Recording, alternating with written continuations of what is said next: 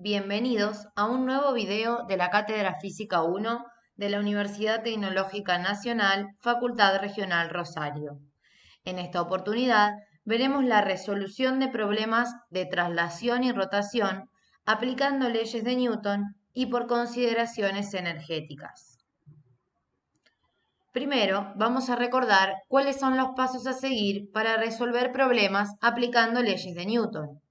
Estos pasos que mencionaremos ya los hemos visto en videos anteriores, pero ahora observaremos algunos cambios. A. Comprender la situación física planteada en el enunciado, leyéndolo cuidadosamente. B. Identificar los cuerpos cuya masa no se desprecia. De estos cuerpos, determinar si se trasladan, rotan o poseen rotación y traslación simultáneamente. C. Cuerpos en traslación. Para estos, lo que vamos a hacer es representar todas las fuerzas que actúan sobre los mismos. Representar, si se conoce o puede preverse, el vector aceleración y recordar que no es una fuerza. Escoger y dibujar los ejes coordenados X e Y representar el sentido positivo de cada uno. Es conveniente seleccionar la dirección y sentido de uno de los ejes en la dirección y sentido de la aceleración. Así, cuando se aplique la segunda ley de Newton, las componentes de la aceleración será positiva. Y si la aceleración es nula, podemos adoptar el eje arbitrariamente. Calcular las componentes de todas las fuerzas en las direcciones de ambos ejes. Acá utilizamos las funciones trigonométricas seno y coseno. Plantear la segunda ley de Newton para cada uno de los cuerpos. Y sabemos que la segunda ley de Newton nos plantea que la sumatoria de fuerzas es igual a masa por aceleración, que teniendo en cuenta que la fuerza y la aceleración son magnitudes vectoriales, debemos descomponerlo para el eje X y para el eje Y. ¿Qué ocurre con los cuerpos en rotación? Debemos también representar todas las fuerzas que actúan sobre los mismos. Representar, si se conoce o puede preverse, el sentido de giro del cuerpo, el cual puede ser horario o antihorario. Plantear la segunda ley de Newton en la rotación para cada cuerpo. Esta ley nos dice que la sumatoria del momento de fuerzas es igual a la inercia por la aceleración angular. En mecánica se denomina momento de una fuerza o torque a una magnitud vectorial obtenida como producto vectorial del vector de posición del punto de aplicación de la fuerza por el vector fuerza en ese orden. La inercia es la propiedad que tienen los cuerpos de permanecer en su estado de reposo relativo o movimiento relativo. Dicho de forma general, es la resistencia que opone la materia al modificar su estado de movimiento, incluyendo cambios en la velocidad o en la dirección del movimiento. Y lo que representamos con alfa es la aceleración angular que ya hemos trabajado cuando vimos el tema movimiento circular. Tener en cuenta que los torques que provoquen el mismo sentido de giro que la aceleración angular se considerarán positivos y negativos en caso contrario. ¿Qué ocurre con los cuerpos tanto en rotación como traslación al mismo tiempo? Debemos realizar todo lo que hemos mencionado en el ítem C y en el ítem D. F. Comprobar que se dispone de un sistema de n ecuaciones con n incógnitas y calcular la o las incógnitas resolviendo matemáticamente el sistema. G. Verificar la validez de las soluciones halladas. Vamos a proceder a resolver un problema aplicando las leyes mencionadas. En la figura se representan el cilindro macizo A de 10 kilogramos y 20 centímetros de radio que rueda sin deslizar sobre un plano inclinado que forma un ángulo de 36,89 grados con respecto a la horizontal. Está unido al extremo de una cuerda mediante un eje sin fricción que pasa por su centro. También se representa una polea B con forma de disco de 10 kilogramos y 20 centímetros de radio, montada en un eje sin fricción que pasa por su centro. Un bloque C de 20 kilogramos que se suspende del extremo libre de la cuerda que se encuentra inicialmente en reposo. Una cuerda de masa despreciable que no resbala en la polea y es inextensible.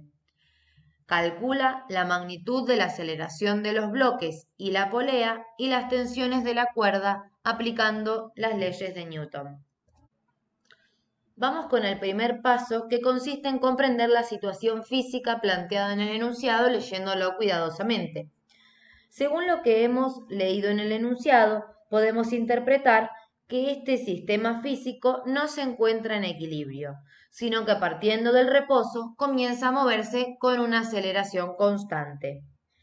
El movimiento podría darse en dos direcciones posibles de acuerdo a la acción de la atracción gravitatoria. Podría ocurrir que el cuerpo A ascienda por el plano inclinado, mientras que el C, en ese caso, descendería, o podría ocurrir lo inverso, que el cuerpo A descienda por el plano inclinado y que el bloque C ascienda. Debido a las masas que presentan estos cuerpos, vamos a tener en cuenta y vamos a considerar que el que se encuentra en descenso es C, por lo tanto A se encontrará ascendiendo a través del plano inclinado. Y podríamos también tener en cuenta que lo que ocurre con la polea B es que está girando en sentido horario. Esto se debe a que la masa del bloque C es el doble que la de el cuerpo A. El siguiente paso es identificar los cuerpos cuya masa no se desprecia. Los que tienen masa apreciable serán A, B y C. En cambio, vamos a despreciar lo que ocurre con la masa de la cuerda. Vamos con el siguiente paso, el cual consiste en analizar los cuerpos que se encuentran en traslación. De los cuerpos con masa apreciable, el único que experimenta solo traslación es el bloque C. Analizamos cuáles son las fuerzas que actúan sobre él. La tensión dirigida hacia arriba por la cuerda que lo sostiene, el peso hacia abajo. Reconocemos también el vector aceleración, que será hacia abajo, ya que hemos determinado que el bloque C desciende. Por lo tanto, vamos a elegir el sentido positivo del eje Y hacia abajo para que coincida con el sentido y dirección del vector aceleración. Planteamos entonces la segunda ley de Newton para este bloque, quedándonos que la sumatoria de fuerzas en Y será igual a la masa del bloque C por la aceleración que éste experimenta. Las fuerzas que tenemos serán el peso en positivo, la tensión en negativo, y desde ahí quedamos con esta primera ecuación. El siguiente paso es hacer el análisis de los cuerpos en rotación. El único cuerpo que solo se encuentra en rotación es la polea B. Las fuerzas que actúan sobre él son la normal, ejercida por el eje de la polea, el peso hacia abajo y las tensiones T1 y T2. Ya que se encuentra en rotación, también es oportuno determinar el sentido positivo del giro, que en este caso será el sentido horario. Esto implica entonces que T2 será mayor que T1, por eso se encuentra rotando en este sentido. Acá tenemos la ecuación del momento de inercia del cuerpo con respecto al centro de masa. Esto se encuentra a partir del producto entre un medio por la masa de la polea por el radio al cuadrado. Esto lo utilizaremos para el planteo de la segunda ley de Newton, que nos define que la sumatoria del torque en el centro de masa es igual al momento de inercia de la polea respecto al centro de masa por la aceleración angular.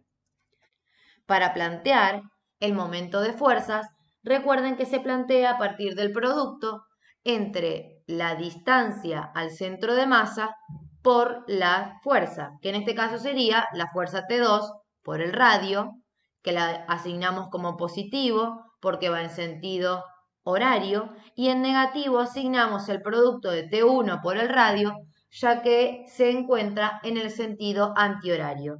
Lo igualamos a la ecuación que nos permite calcular la inercia y también reemplazamos la aceleración angular por la división de la aceleración lineal sobre el radio.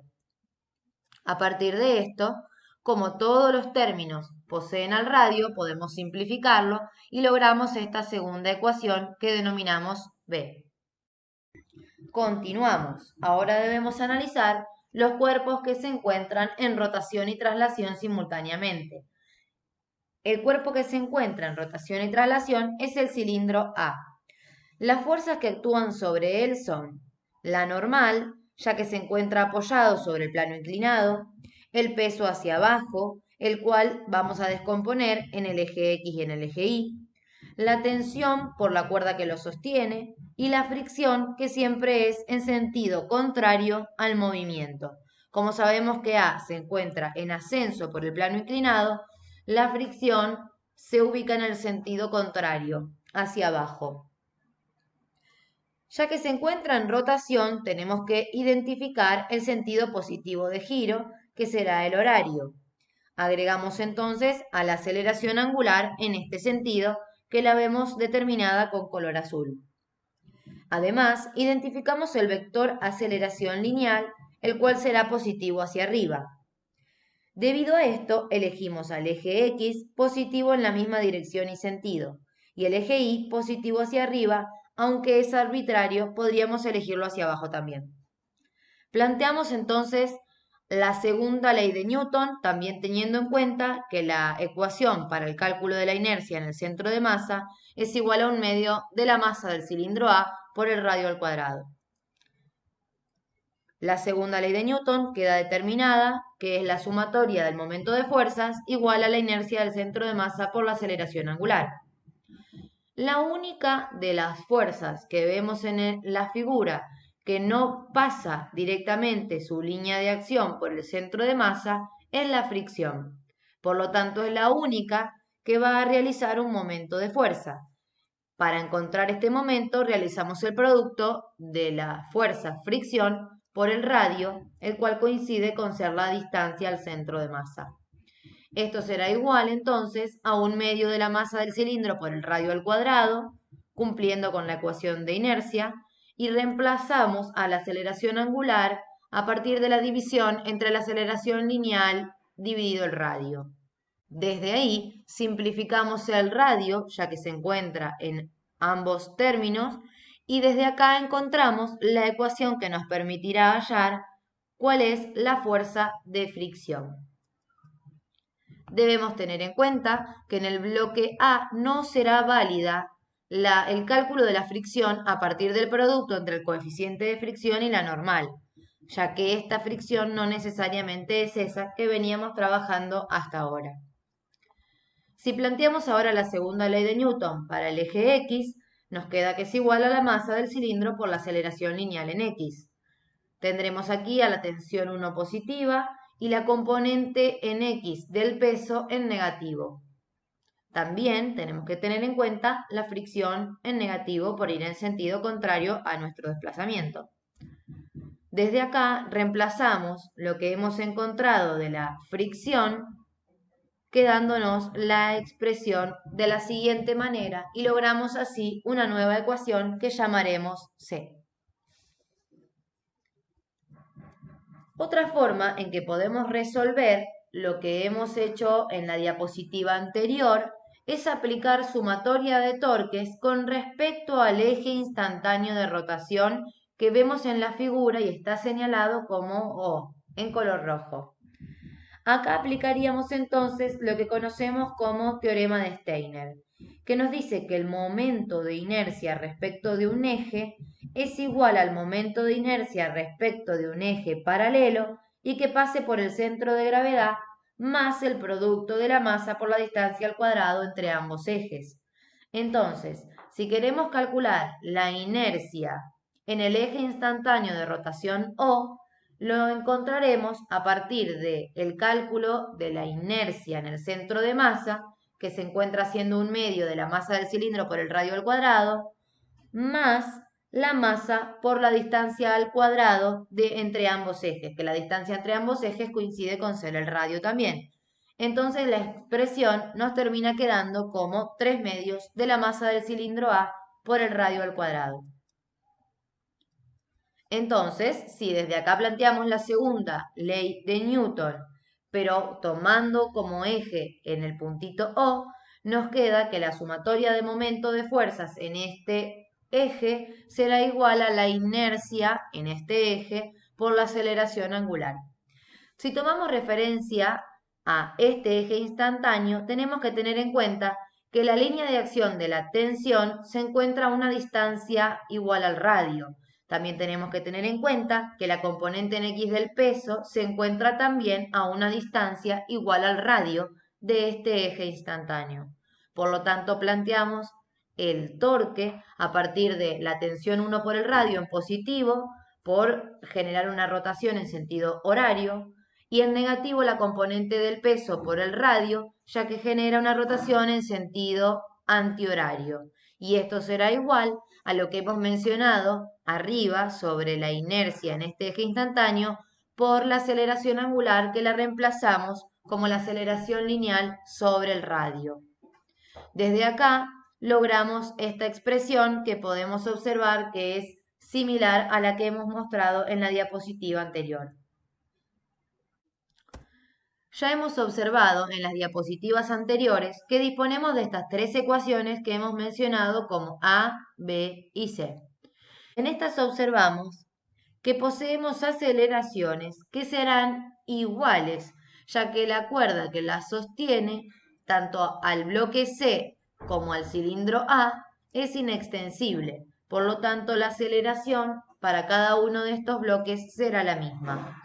Si reemplazamos entonces ahora en la ecuación A, B y C a las aceleraciones todas simplemente por A, notamos que acá tenemos tres incógnitas, que serían la tensión 1, la tensión 2 y la aceleración. Por lo tanto, contamos con un sistema de tres ecuaciones y tres incógnitas. Si sumamos estas expresiones, tengan en cuenta que se suma lo que está del lado izquierdo del igual por el lado izquierdo del igual y lo que está del lado derecho del igual desde ese lado. A partir de eso logramos esta expresión en donde se nos han simplificado T1, T2 y nos queda simplemente la incógnita aceleración. Por lo tanto, desde acá, ahora la resolución es algebraica. Debemos tener de un mismo lado todos los términos con aceleración, del otro lado del igual los que no poseen aceleración, sacamos factor común y luego enviamos a lo que queda dividiendo. Así logramos encontrar la aceleración, la cual será 3,43 metros sobre segundos al cuadrado. Y reemplazando la misma en la ecuación que nos permite encontrar a la aceleración angular, que recuerden que la aceleración angular por el radio nos da la aceleración lineal. Por lo tanto, reemplazamos, como el radio ya lo tenemos de dato, podremos encontrar así la aceleración angular. Tengan en cuenta cuáles son las unidades de la aceleración lineal, metros sobre segundo cuadrado, que lo pueden corroborar en la ecuación de arriba, simplificando los kilogramos, y teniendo en cuenta también que la unidad de la aceleración angular es radianes sobre segundos cuadrados, ya que en la ecuación se nos simplifica metro con metro. Ahora, si utilizamos la ecuación C, podremos encontrar cuál es el valor de T1, el cual nos da 110 newton. Y si reemplazamos en la ecuación A, podremos encontrar cuál es el valor de T2, el cual nos da 127 newton. Ahora debemos verificar la validez de las soluciones halladas. Hemos encontrado que T1 vale 110 newton y que T2 es 127 newton. Hemos mencionado que para que la rotación de nuestra polea sea en sentido horario, la magnitud de T2 debe ser mayor a la de T1. Y acá estamos corroborando esto con los resultados que hemos obtenido.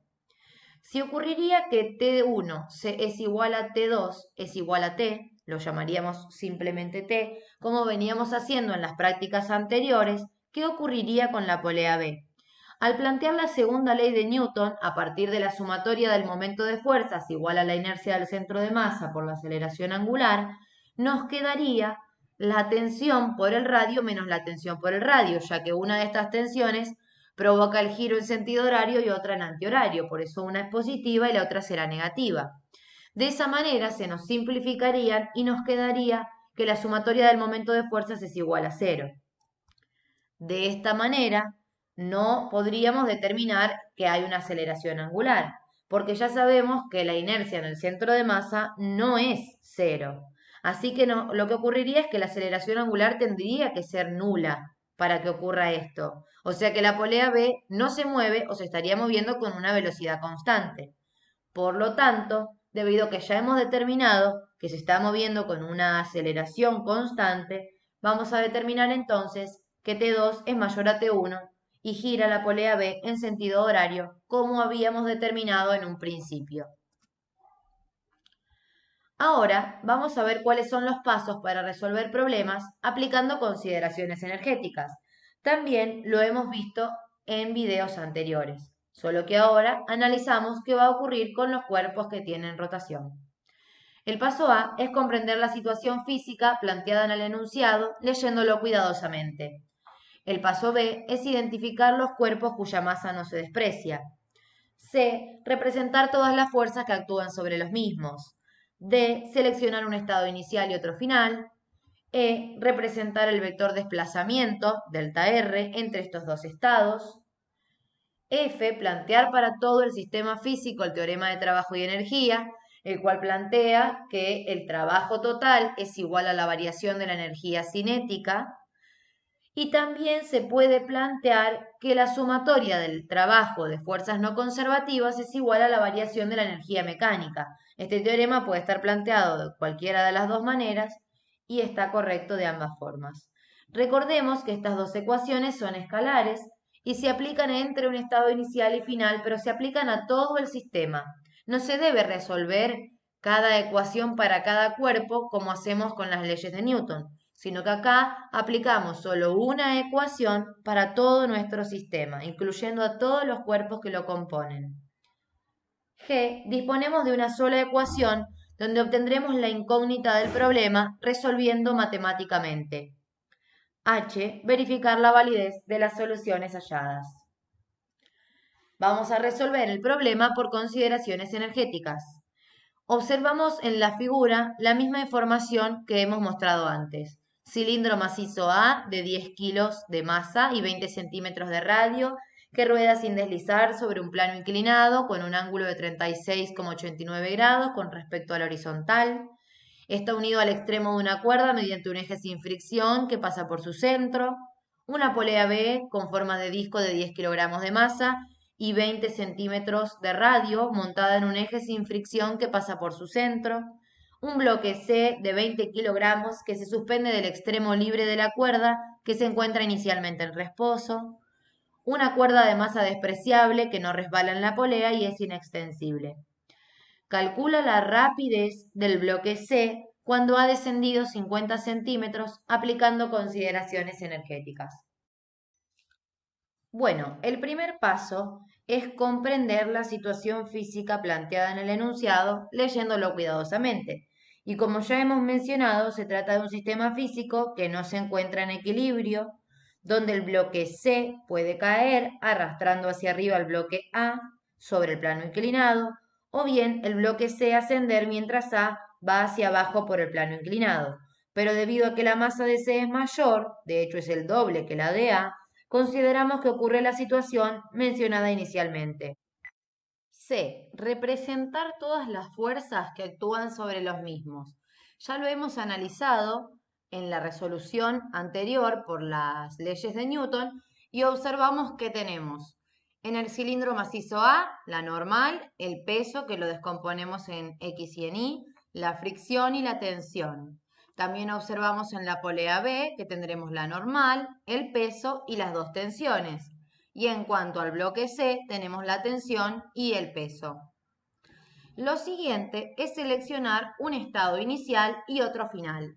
Seleccionaremos como estado inicial o estado 1 cuando los cuerpos se encuentran en reposo y estado 2 cuando el cilindro A ha ascendido por el plano inclinado los 50 centímetros y cuando el bloque C ha descendido verticalmente 50 centímetros.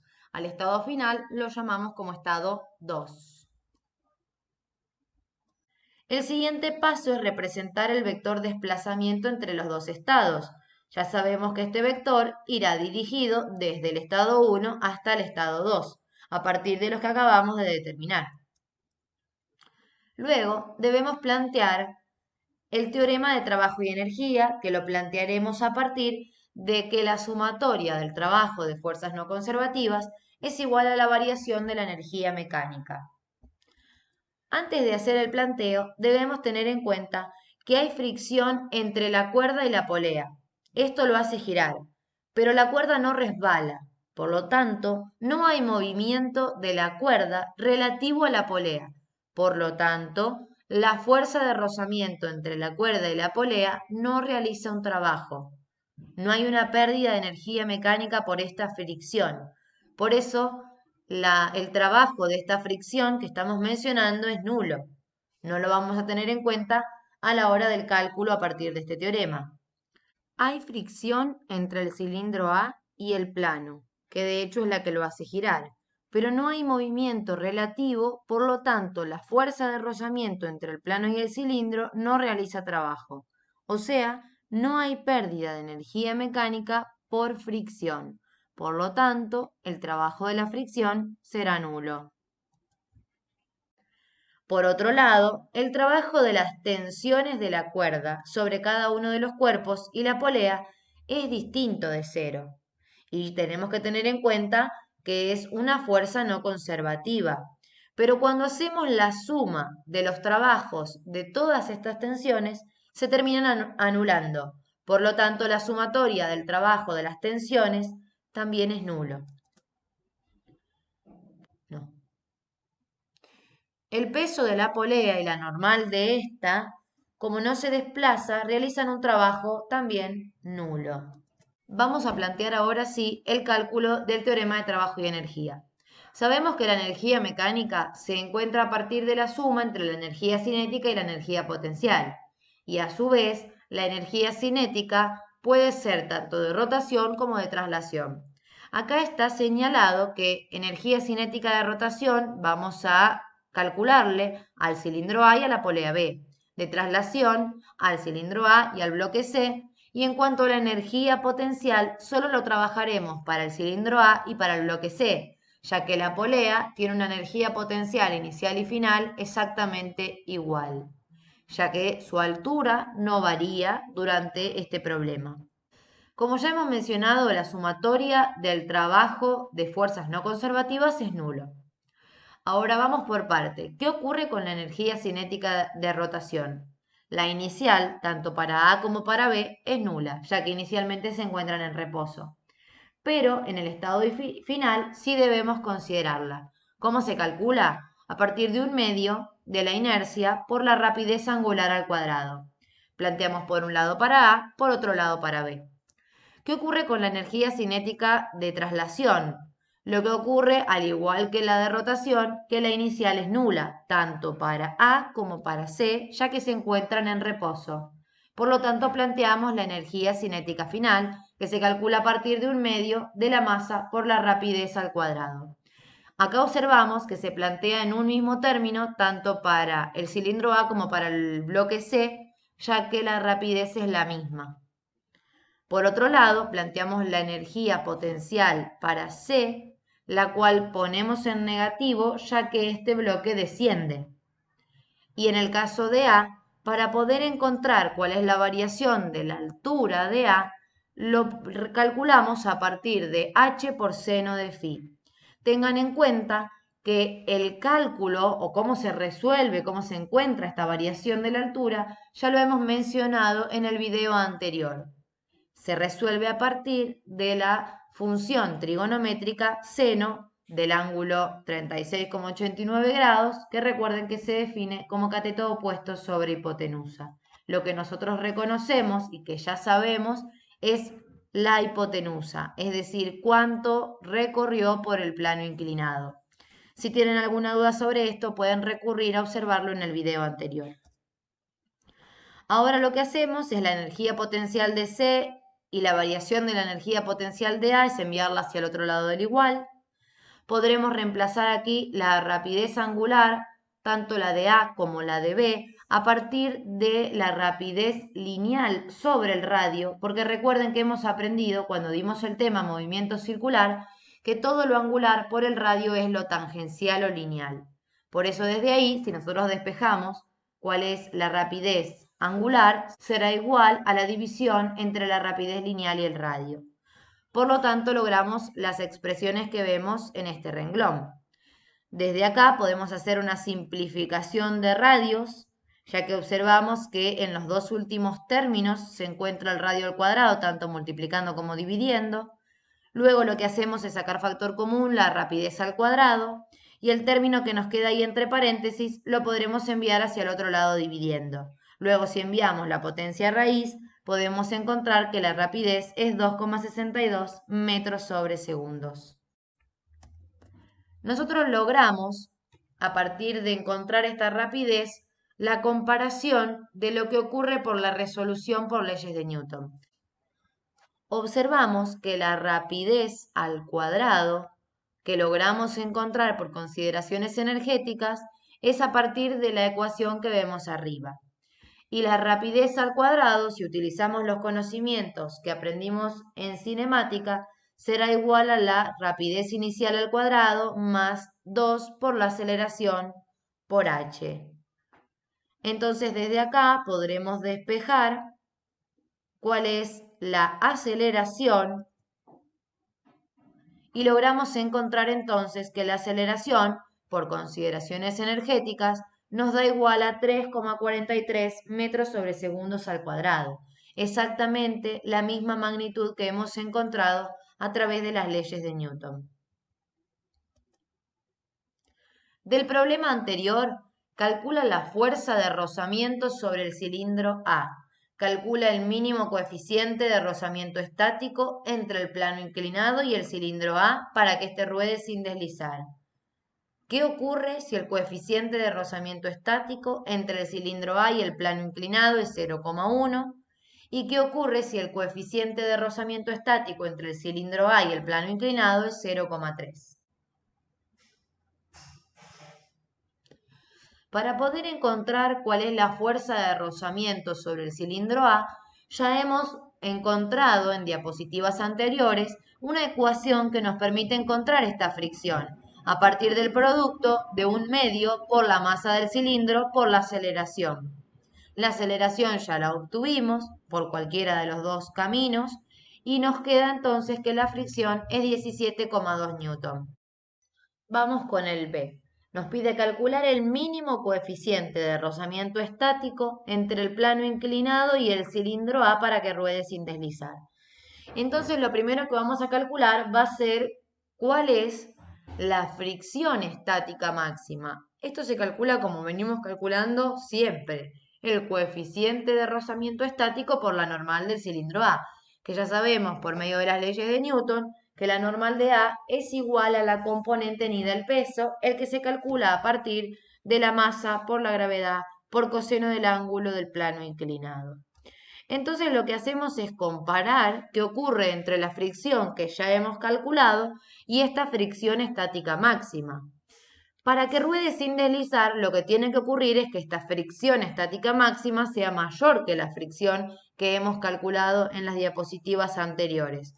Por lo tanto, si ponemos cómo calculamos esta fricción y desde aquí despejamos el coeficiente, nos queda la masa, gravedad y coseno del ángulo que pasan dividiendo hacia el otro lado.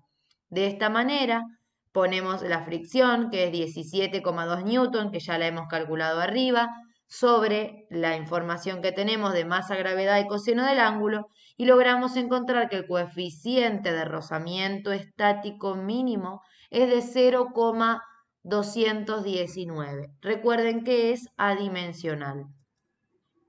El C nos pide qué ocurre si el coeficiente de rozamiento estático entre el cilindro A y el plano inclinado es de 0,1. ¿Qué va a ocurrir acá? A ver, observamos. Si reemplazamos este coeficiente en la ecuación que planteamos para el ítem B, pero lo reemplazamos por 0,100, o sea, un coeficiente menor al que nosotros encontramos, lo que va a ocurrir es que la fricción estática máxima nos quedaría a partir del producto de 0,1 por la masa de 10 kilos por la gravedad por coseno de 36,89 grados, nos da 7,84 newton y es menor a 17,2 newton, que es la fuerza de rozamiento del cilindro. Entonces quiere decir que por ser menor no será suficiente para que ruede sin deslizar. Ahora si vemos el ítem D, ¿qué ocurre si el coeficiente de rozamiento estático entre el cilindro A y el plano inclinado es de 0,3? O sea, mayor al que nosotros hemos encontrado como mínimo valor de coeficiente de rozamiento. Como es mayor, ahora sí, si calcularíamos el producto del coeficiente por la masa, por la gravedad, por coseno del ángulo, nos va a quedar una fricción mayor a la que hemos calculado en el inciso A. Por lo tanto, rueda sin deslizar. En este caso, la fuerza de rozamiento estático que actúa sobre el cilindro no alcanza su valor máximo. ¿Qué conclusiones podremos sacar? Como vimos, se puede resolver un mismo problema por las leyes de Newton, que tenemos que utilizarlas por separado para rotación y para traslación. Recuerden que para traslación planteamos la sumatoria de fuerzas externas igual a masa por aceleración, y cuando planteamos para rotación planteamos que la sumatoria del momento de fuerzas es igual a la inercia por la aceleración angular. Cuando resolvemos por consideraciones energéticas, podemos plantear que el trabajo total es igual a la variación de la energía cinética, o bien que la sumatoria del trabajo de fuerzas no conservativas es igual a la variación de la energía mecánica. En el primer caso tenemos que tener en cuenta que son ecuaciones vectoriales, por lo tanto podemos plantear las componentes X e Y para cada bloque que compone el sistema. Siempre tenemos que realizar antes el diagrama de cuerpo libre, decidir el eje para qué lado será positivo. En cambio, por trabajo y energía es una ecuación escalar que se aplica a todo el sistema. En el caso que el problema no nos especifique con cuál de estas situaciones resolver, el alumno podrá elegir el método que le resulte más conveniente. Si debemos determinar tensiones de las cuerdas o aceleración del sistema, será adecuado trabajar con leyes de Newton, pero si debemos determinar rapidez o la altura, será más adecuado utilizar consideraciones energéticas. Muchas gracias.